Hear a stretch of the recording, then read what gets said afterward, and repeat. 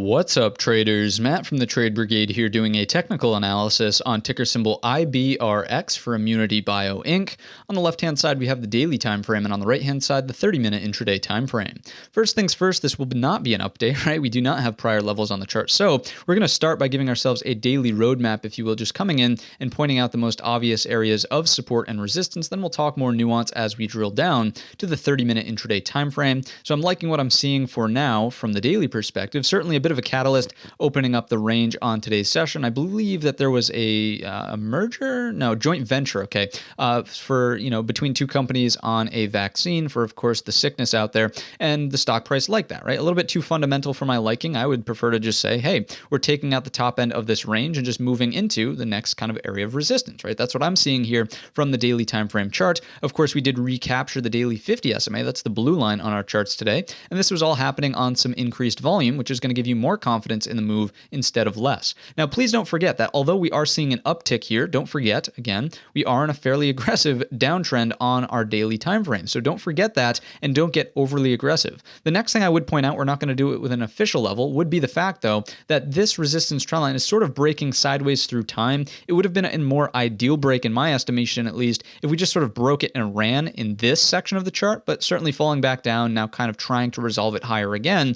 To me, the next area to get involved is just up and over the 778, right? You can clearly see prior level of support, then turn to resistance here as well, and we're gunning for it. If we come to it, what I would expect would be a higher low pullback, a reattempt, and then the break to bring us into about 880, coming from, once again, prior support, then turning to resistance here, being that next upper target. If this is all going to happen on significant volume once again down below, again, good sort of sign of strength from the buyers instead of more, questionable event from the buyers. So that's what I'm seeing there. Let's take a quick look through the lens of Fibonacci at our 30-minute intraday time frame here, coming from the low of the day up to the high of the first move. Again, if you just look at these two red candles well above your 38.2, so that checks out as being healthy consolidation.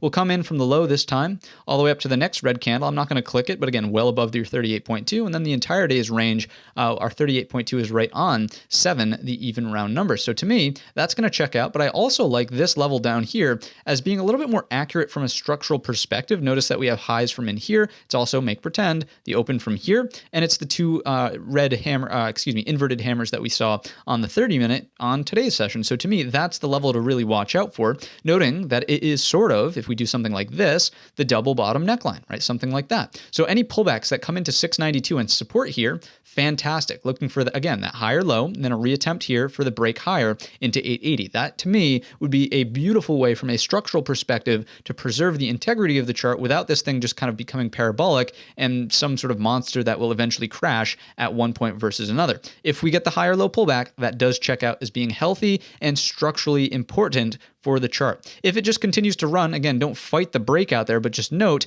that eventually the buyers are going to run out of steam and the pullback should be a little bit more aggressive if it starts to stretch and get parabolic and we get that parabolic type pullback.